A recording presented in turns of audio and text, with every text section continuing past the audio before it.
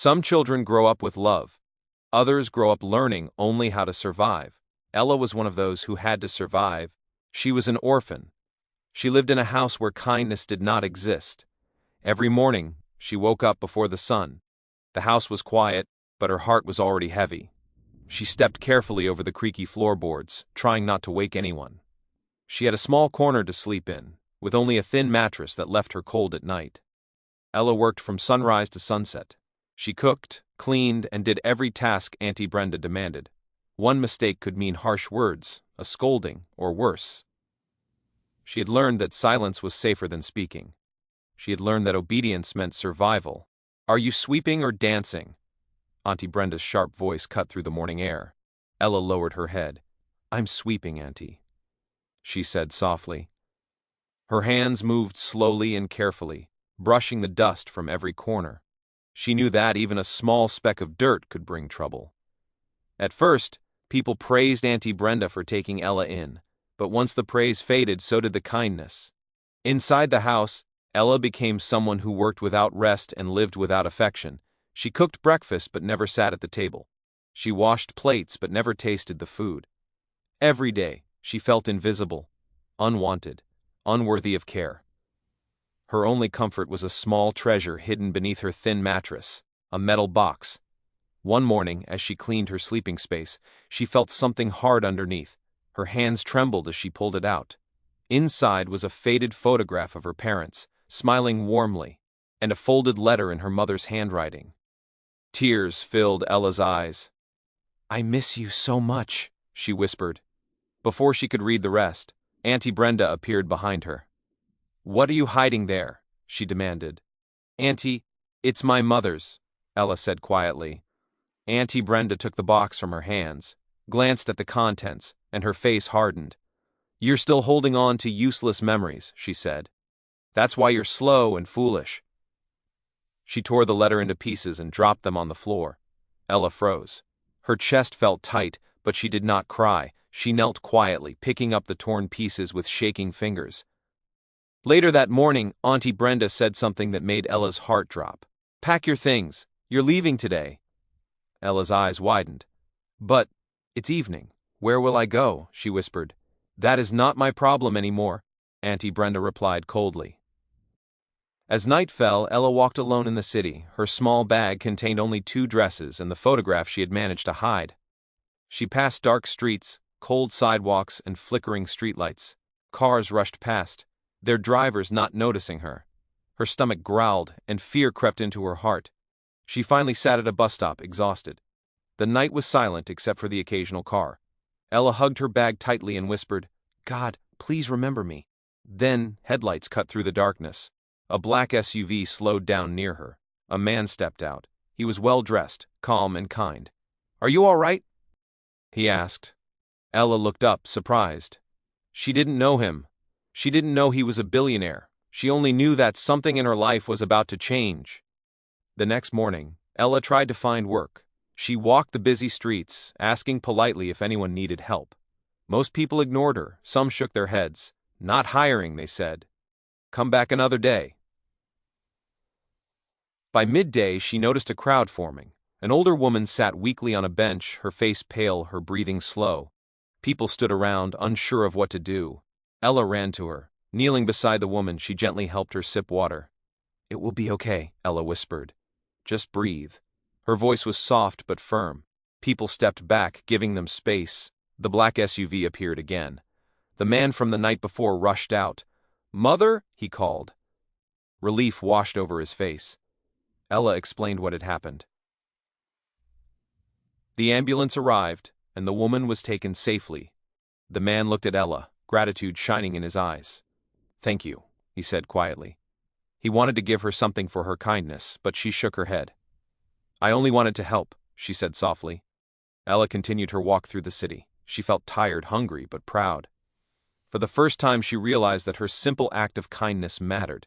It had caught the attention of someone powerful, and perhaps, for the first time in her life, hope began to grow in her heart.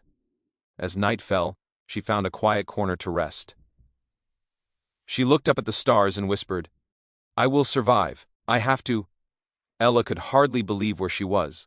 The large gates of the Kingsley house closed behind her, and the world she had known, the streets, the hunger, the fear, seemed far away.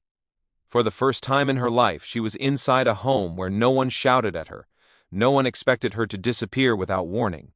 Nathan Kingsley, the man who had appeared in her life suddenly, spoke gently. "My name is Nathan Kingsley," he said. "Please sit." Ella lowered herself carefully into the soft chair, her hands folded on her lap. She had never sat on furniture this comfortable before.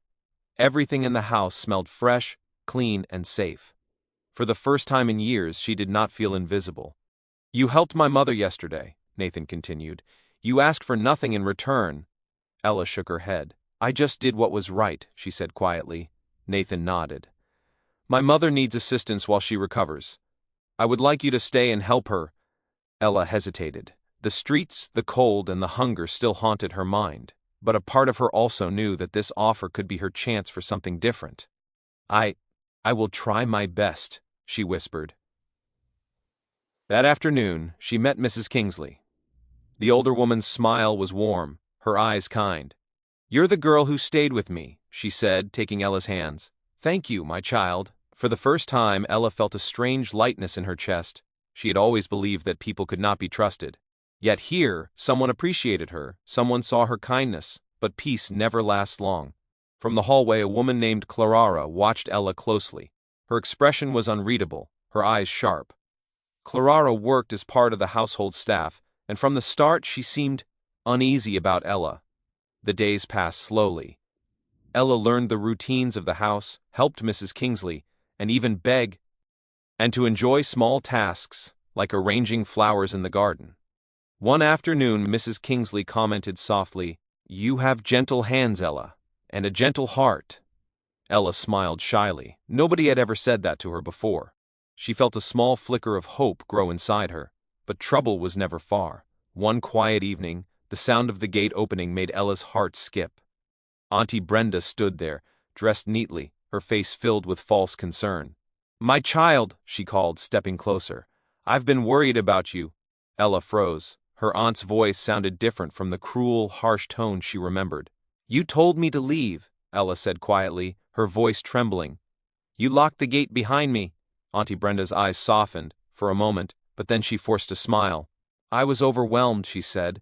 "I only want my niece back." Nathan, who had been observing silently, finally spoke. "You are welcome to speak," he said evenly, "but only the truth is allowed in this house." Ella's silence spoke louder than words.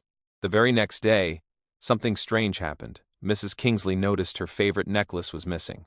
Panic filled the household, but Ella knew she hadn't touched it. Staff searched carefully, and later, the necklace was found inside Ella's bag.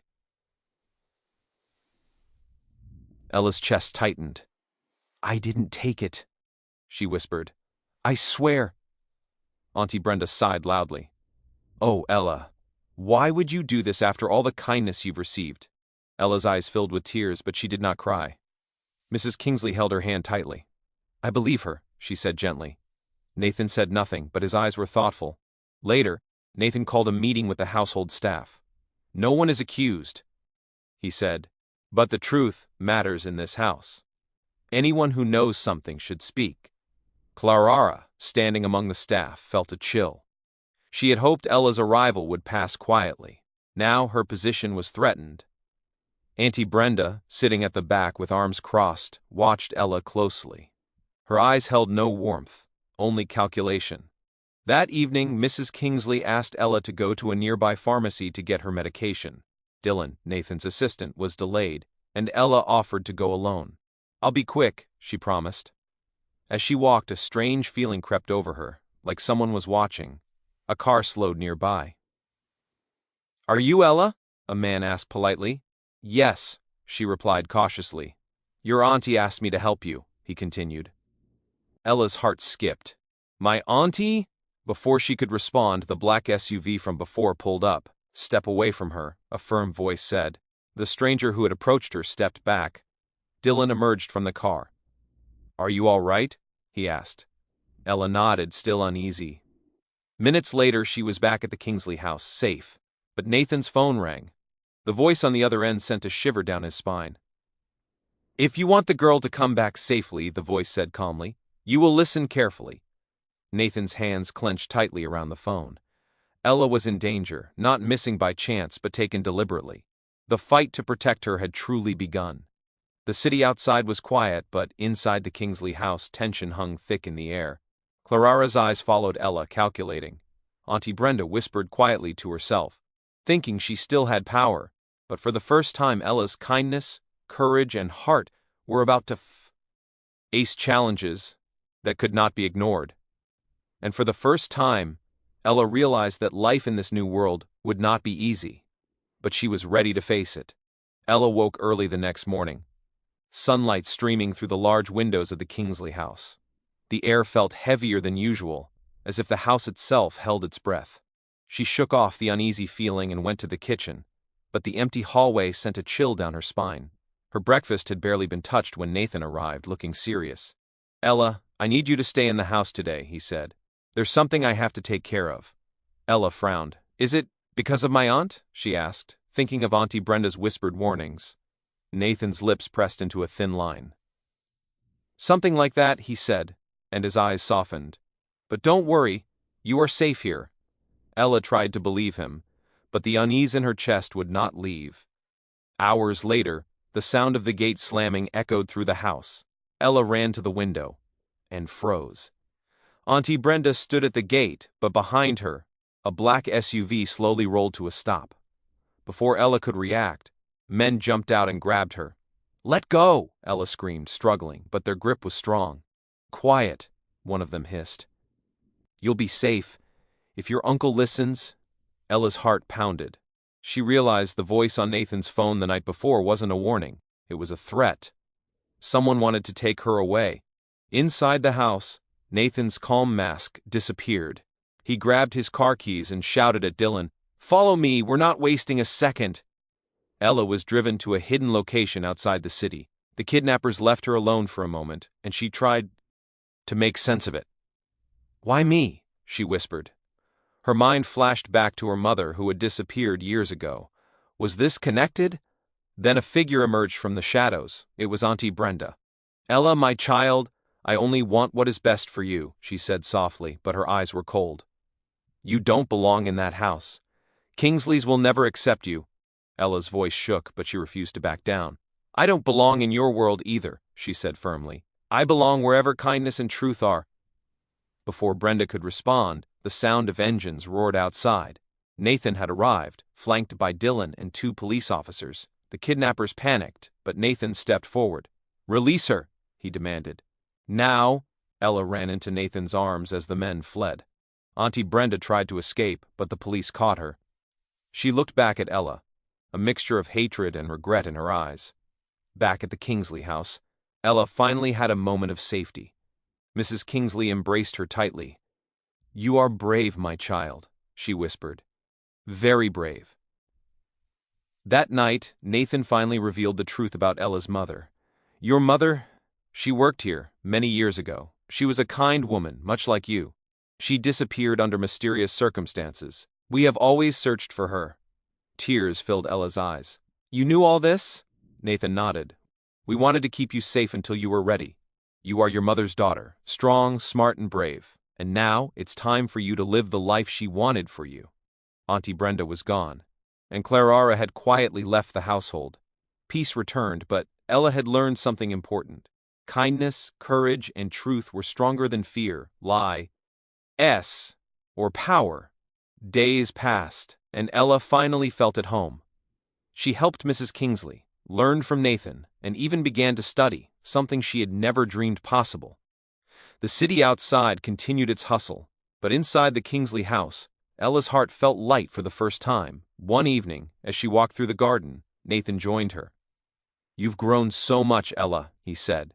Your strength, it's inspiring. Ella smiled. I only learned it from living through everything. From all the fear and loneliness, I found out what I am capable of. Nathan reached out and gently held her hand. Your journey isn't over, he said, but no matter what comes, we'll face it together. Ella looked at the sunset, golden light spilling over the trees. She realized that life was full of challenges, but also full of hope. She had been lost, hurt, and betrayed. Yet here she was, safe, loved, and stronger than ever. Her heart whispered a quiet truth. The darkness she had faced only made her shine brighter. And for the first time in her life, Ella truly believed that happiness, kindness, and courage could change everything.